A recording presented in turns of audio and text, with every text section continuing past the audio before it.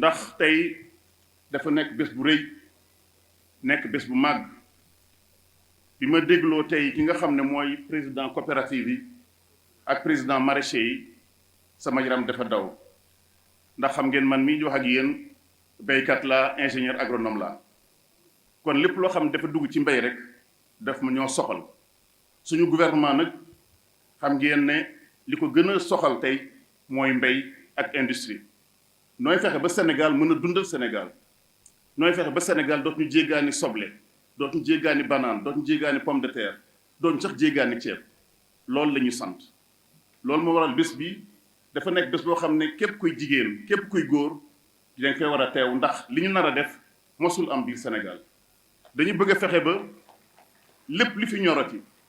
muy pomme de terre muy oignon muy carotte ñu mën koo denc pendant 12 mois sur 12 ndax li ngeen xamul mooy loolu réew yu bëri def nañ ko déjà en France wala en Belgique soble bi ngeen di jot fii ak pomme de terre bi ngeen di jot fii dañ ko dencoon ci ay chambre froide yu mel nii pendant 6 mois ba 8 mois loolu nag la ñu bëgg a def fii en Ngomène waaye li gën a intéressant ci modèle bi mooy dootu leen am coono yi ngeen doon am ndax modèle bi ñu bëgg a def amul fii ci biir Sénégal li ñu bëgg a def ku béy rek ba pare rek li ngay daan def mooy ñëw fii ak coopérative bi indi sa produit ñu fay la nga dem dootoo am problème bu mévente dootoo am problème mu prix ndax BPA moo koy def loolu moo am partout dans le monde sauf au Sénégal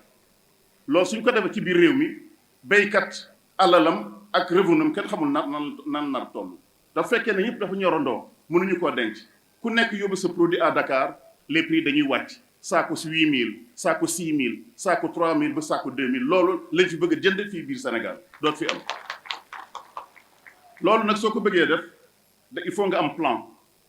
ndax depuis 65 ans aucun gouvernement mos koo def je peux vous dire que le gouvernement du président de la République ak du premier ministre nous on va le faire comme l'a dit le premier ministre le ministre de l'agriculture lu ñu bëgg a def mooy fukk magasin yu mel nii la ñu bëgg a tabax pas yu ndaw bëgguñu def magasin woon nii 2500 mètres carrés nii 3000 mètres cubes bëgguñu def loolu dañu bëgg a def magasin boo xam ne 25000 tonnes lay def de façon instantanée maanaam mën nga dugal 25000 tonnes ci ñaari bis waaye magasin bi soo xoolee li mu mën a téye ci année mën na dem ba 100000 tonnes ndax 25000 tonnes yooyu dañ ko xel di jaay di ko indiwaat di ko dugalaat loolu moo tax li ñu koy installé fii dina mën a dem yóbbu lu tolloog justement 250000 tonnes kon loolu mooy la vision loolu moo waral tey président de la République nga xam ne moo fi waroon teew tey président tey fi mu la waroon taxaw tey ndax ni ko lii soxle loolu moo waral ñu ñëw tey pour wax leen que rien ne sera plus comme avant wax leen que dañu bëgg ngeen jàppale suñu gouvernement ngeen wóoluñu parce que ñun lépp lu ñu la wax rek dañ koy def lépp lu ñuy wax rek dañ ci war a taxaw kon loolu moo waral ma bëggoon remercier d'abord ñi nga xam ne mooy les partenaires d'abord commencer par waa Agricole nga xam ne ñoom dañoo ñëw wóolu ministère bi ñëw nañu il faut ñu def un partenariat pour ñëw fexe ba tabax ay chambres de commerce partout ay chambres froides partout ci biir Sénégal kon war nañ leen gërëm aussi ki nga xam ne mooy nos amis de l'Allemagne nga xam ne ñoom ñoo am xarañ boobu ndax chambre froide yomb na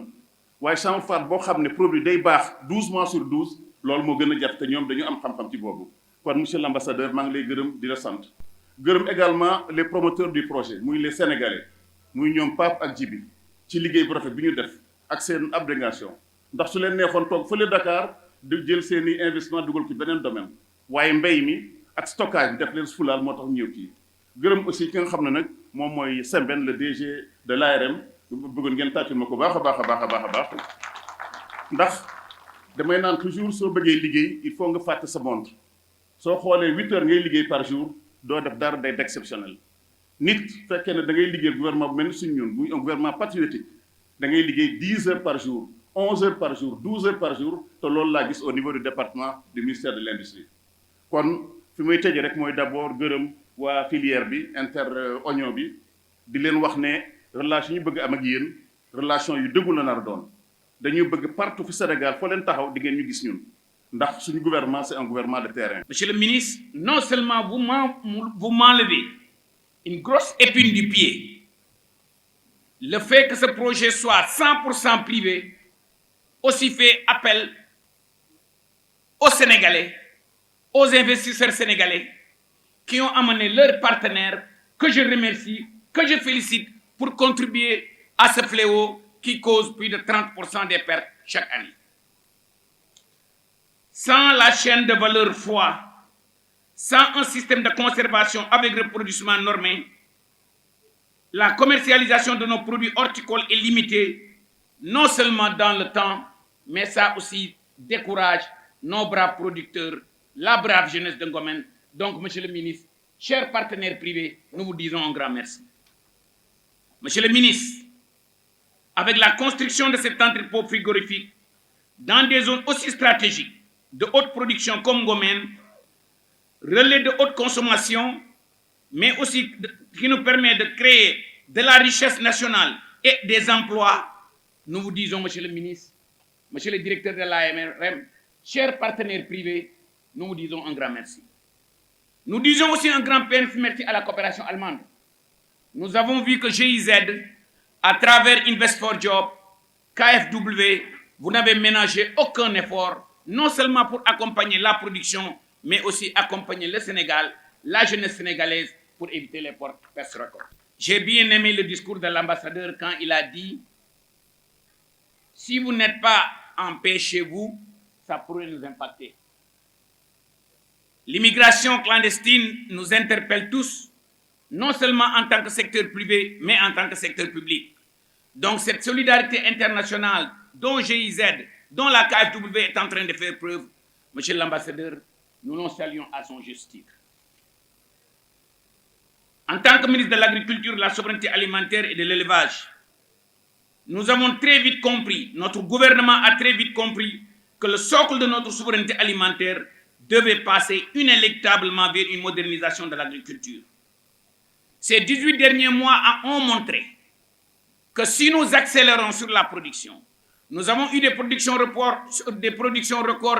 d'oignons, 450 000 tonnes, de pommes de terre, 250 000 tonnes, de bananes, 112 000 tonnes,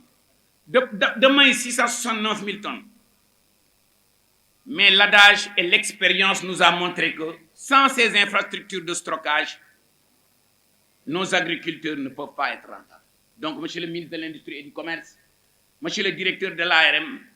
nous vous disons un grand merci. L'horticulture constitue la composante la plus performante de notre agriculture sénégalaise. Avec des progressions constantes ces dernières années pour une production nationale dépassant 1 624 450 tonnes en 2023-2024,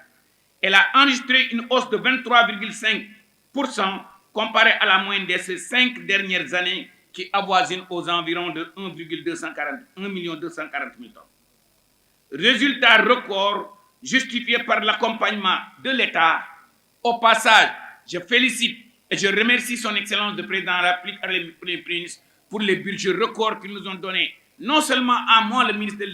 au ministère de l'Agriculture, de la Souveraineté alimentaire et de l'Élevage, mais aussi au ministère de l'Industrie et du Commerce. Je dis souvent que l'agriculture, l'industrie, c'est comme une course de relais.